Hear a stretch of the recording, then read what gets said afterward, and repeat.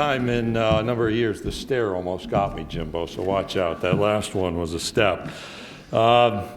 Pleased to welcome Texas A&M head football coach Jimbo Fisher to the SEC Media Days. Last year, Jimbo led A&M to a number 4 final national ranking, an Orange Bowl victory over the University of North Carolina. While playing in the Orange Bowl, he set the world record for the 40-yard dash by a head football coach. If you paid attention, after the game, in celebration of the victory, his team chased him with a Gatorade cooler. He won the race, and he stood up on the trophy stand with me talking about he tweaked his hamstring, as I recall. So that was the last time we were together. Former Division III National Player of the Year as a quarterback here at Samford University in Birmingham. He's won a national championship, been Coach of the Year, and enjoys spending time with his 3 sons, Trey, Ethan, and stepson Keller. Trey has been a topic of conversation during his recruitment. He's now a quarterback at the University of Tennessee Martin, played a spring season. Ethan, we talk about every year. Jimbo works with the Fanconi anemia, a foundation linked to Fanconi anemia and finding a cure. Kids First Fund, the foundation's raised nearly $11 million in the past 10 years, and the average life expectancy of Fanconi anemia patients has risen 11 years to the mid-30s since that foundation began. Texas A&M University head football coach Jimbo Fisher.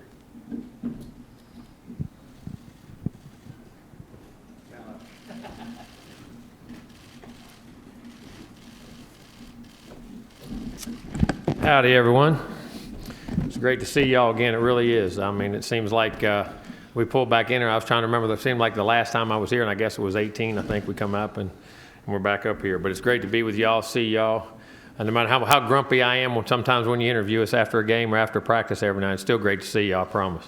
But, everything's exciting again. We're getting, as you know, when these meetings start, we know that football's right around the corner. Our meetings, our summer workouts, all the things that are going on, the excitement. And like I said, there's nothing like college football.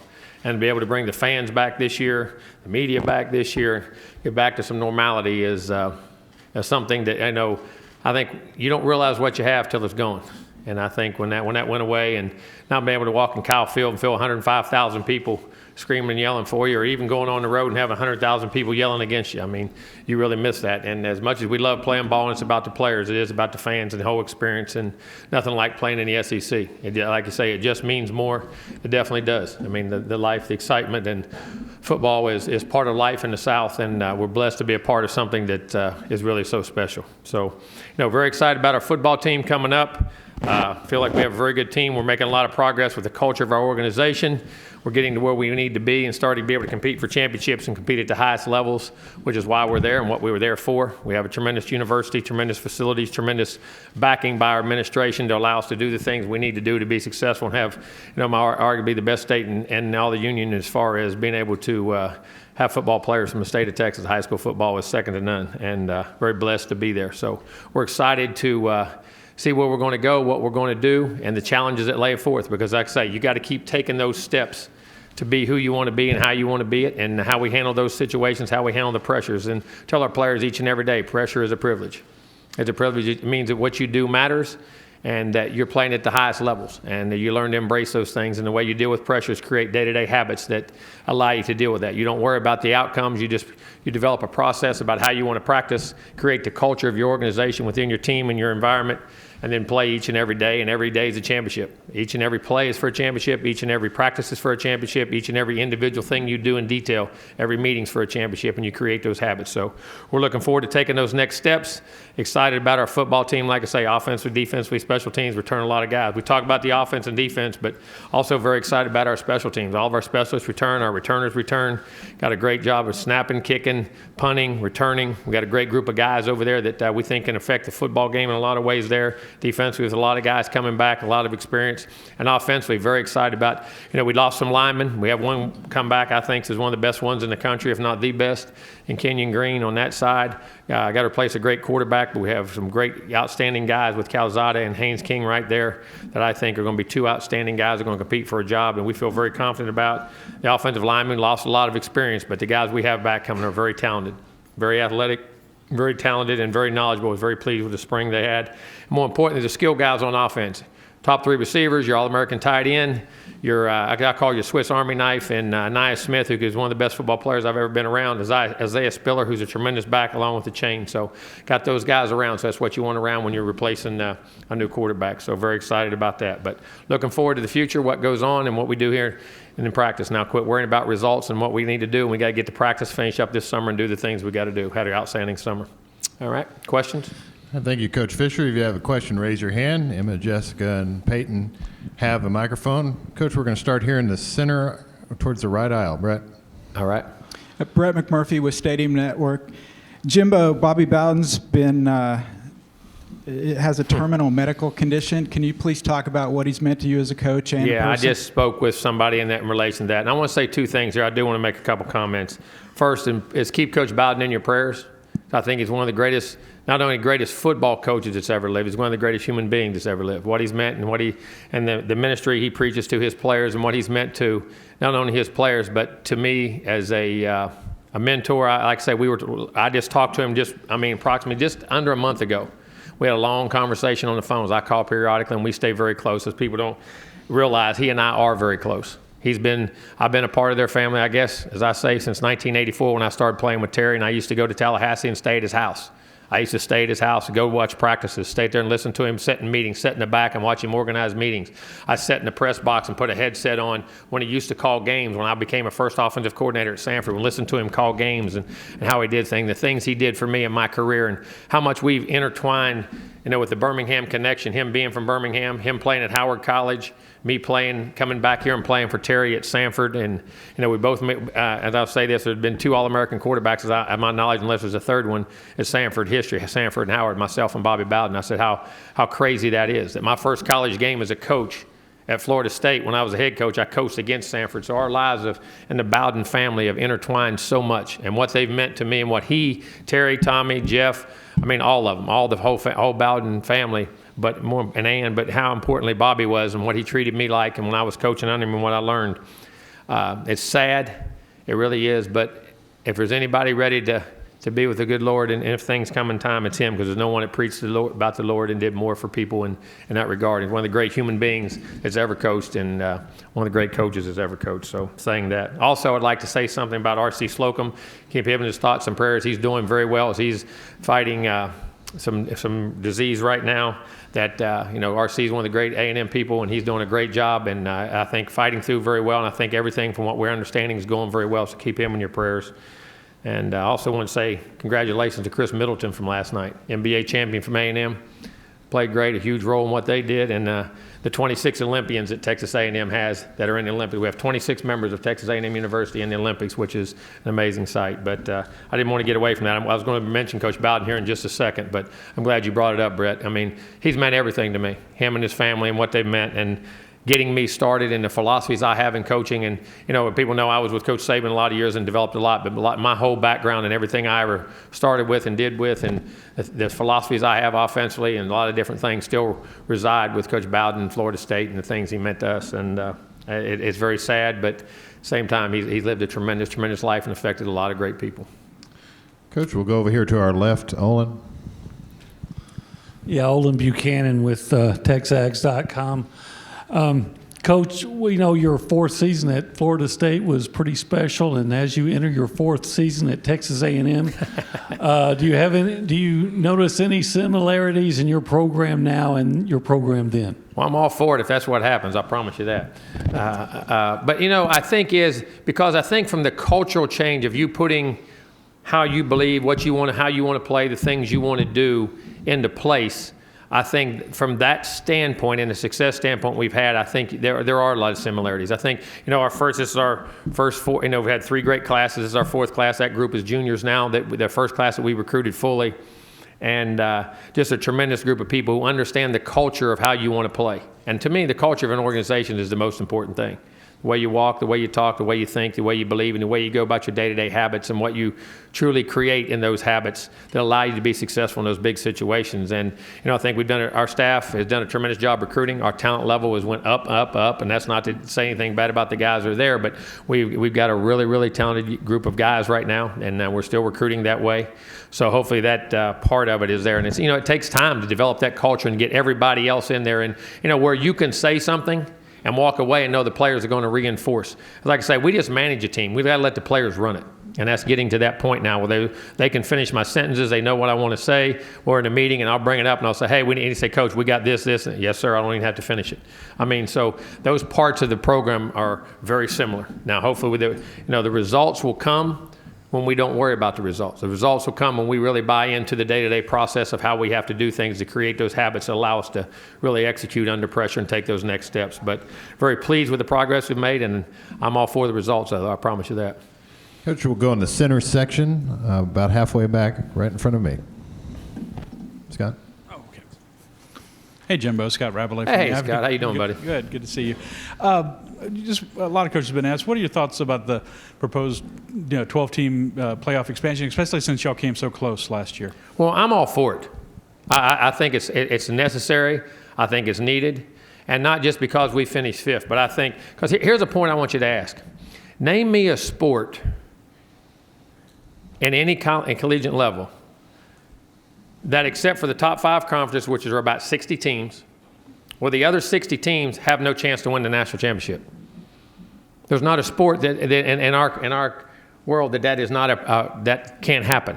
It happens in college football. Those guys have never been in the playoffs from the other conferences if you're not a Power 5 conference. From that standpoint, something, I think it's very important. But also I think because of the way conferences are and you're only picking 4 teams, I think certain teams in certain leagues have big advantages. And I will say this, playing in the SEC, the number of great teams that are there that, can get in the playoff, and you see it in pro football all the time, where the wild card or the team that finishes second ends up winning the Super Bowl. That can happen very, very easily, and some people don't think it can. I think it can.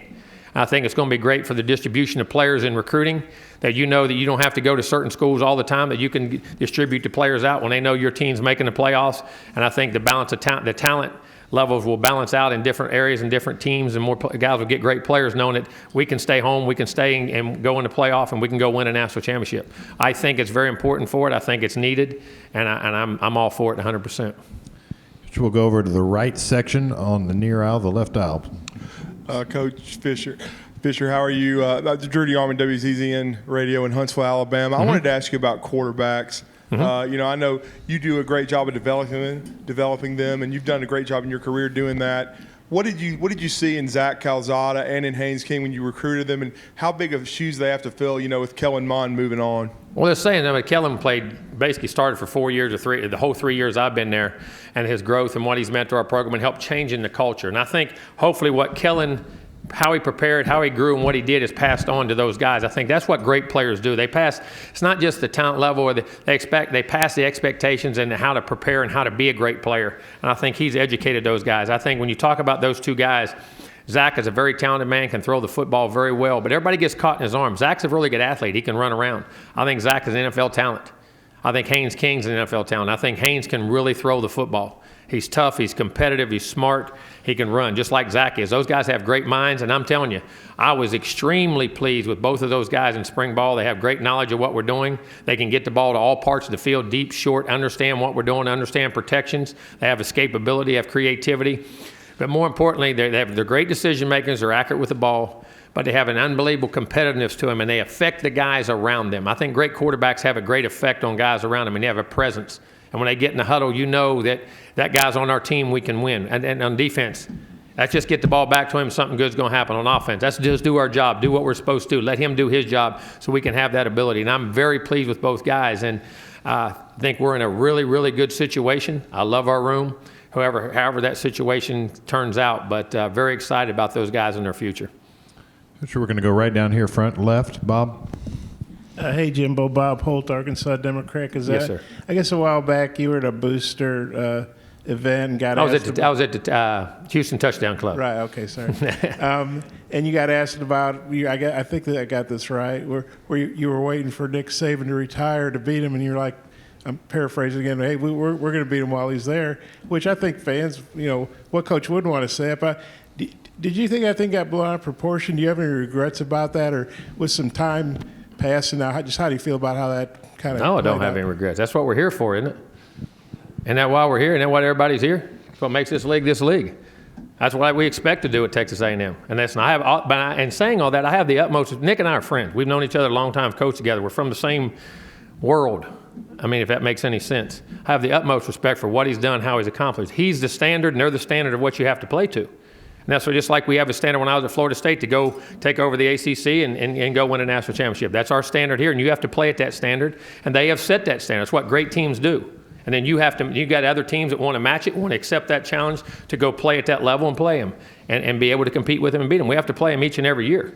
So we're looking forward to playing them, but at the same time have the utmost respect and understand me sitting here saying we want to beat them doesn't beat them. We have to develop the skills, the habits, the practice habits, to get the right players in the right place, coach the heck out of them, let them play, and be able to play those games and understand how to play those games. And how you do that is at Kent State is Alabama.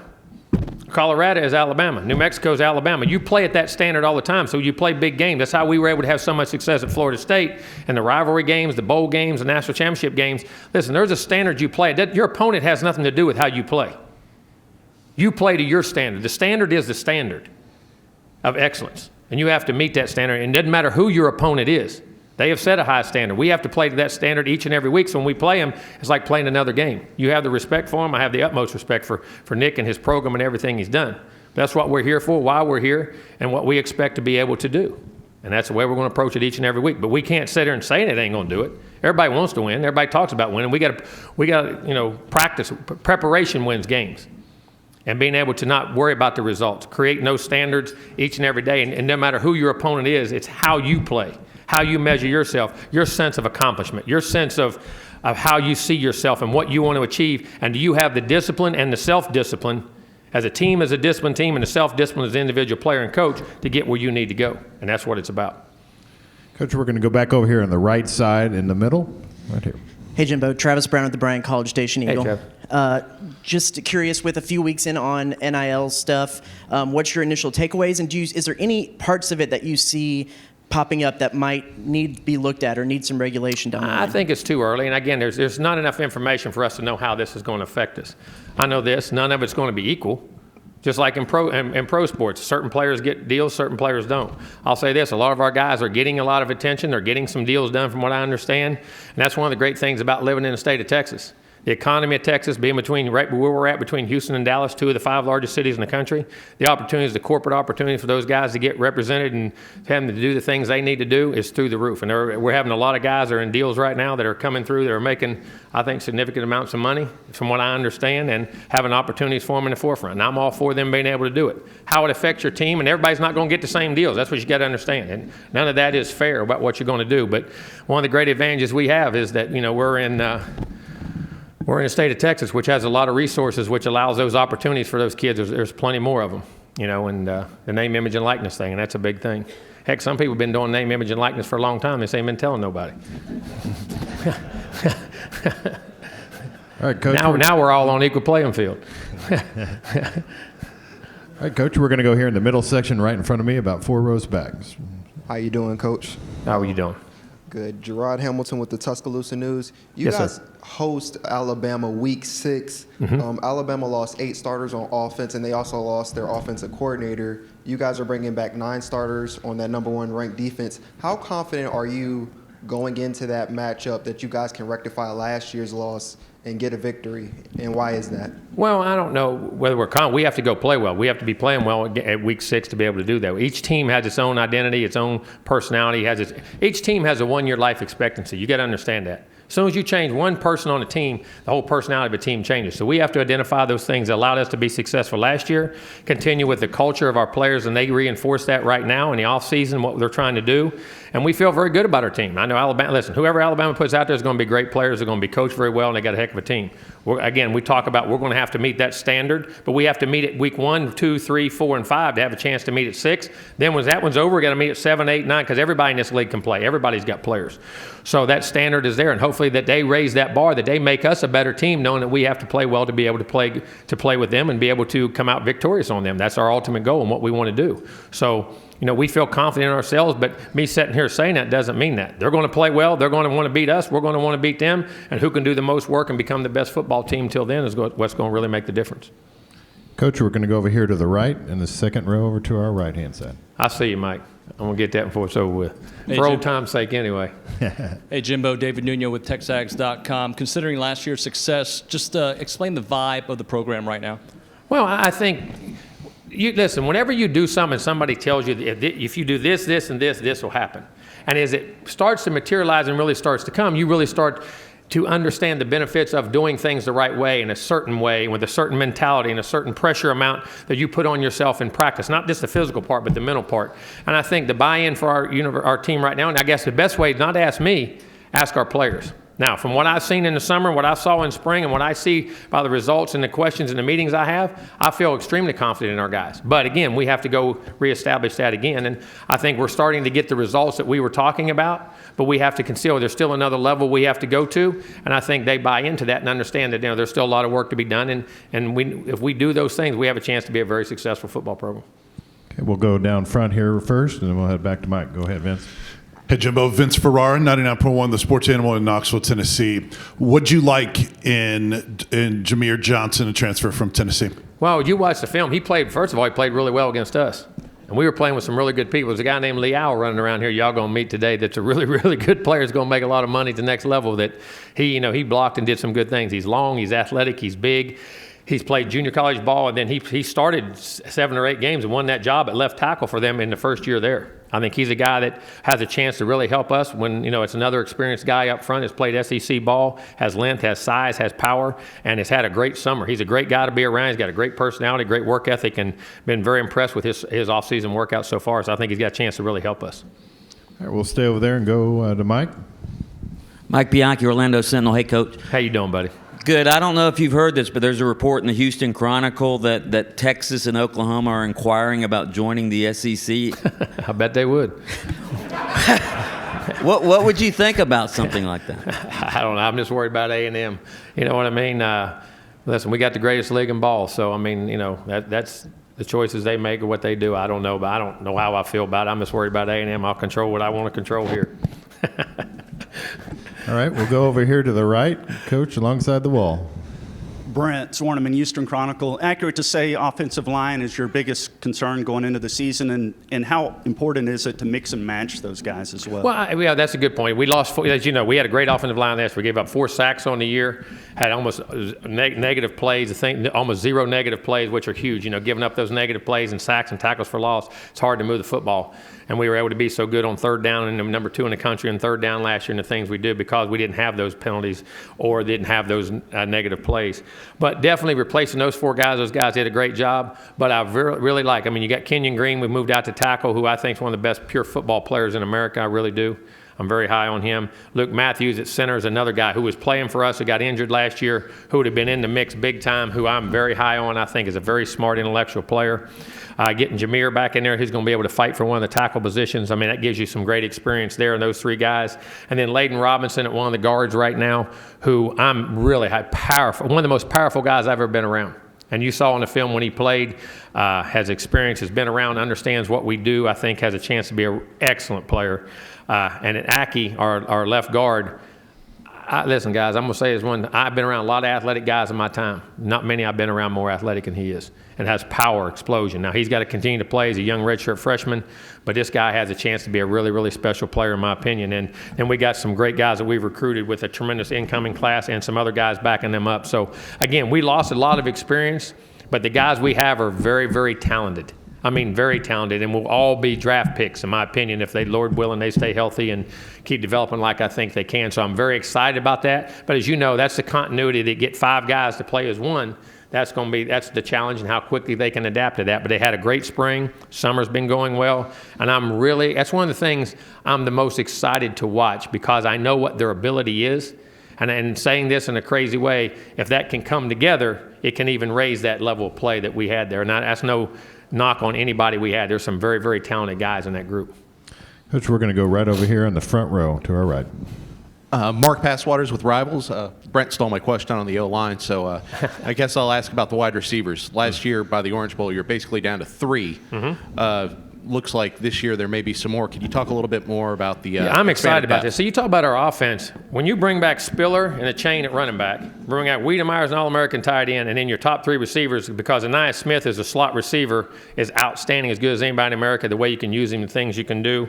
And then you had Hezekiah outside and Chase Lane, who were playing excellent ball, and they've had great summers. Your top 3 receivers. When you want to put a new quarterback in, you want all your receivers back, all your tight ends, and all your running backs back. That really helps, and we do. We have guys that made a lot of plays. And then the thing you keep forgetting about, we get Caleb Chapman back. Caleb Chapman's a very healthy guy. If you go back to the Florida game and the early games before that, he had 3 outstanding games with playing really well. 6'5" guy. It's a legit 4.4 flat guy that can really play. Getting him back is going to give us a big play.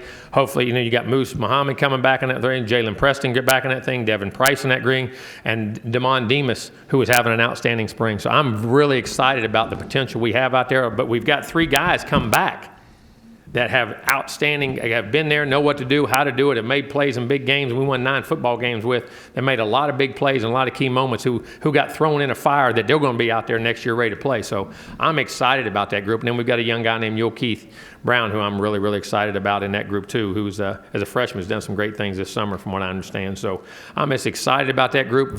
Feel very good. When your quarterback has all those pieces in place, guys are going to be where they're supposed to be. It's easy to break in your new quarterbacks because our quarterbacks are very talented. And if those guys do what I think they can do, it's going to make it a lot easier on those guys. Which we'll go over here on our left-hand side on the near aisle. Johnny Ballpark Franks with Franks Media in Nashville. First of all, kind words about Coach Bowden. Some coaches, when expectations rise, they like to downplay those expectations. How can you utilize those high expectations for your squad this year to get them mentally and ready, able to meet their goals this year? I look at myself as a realist.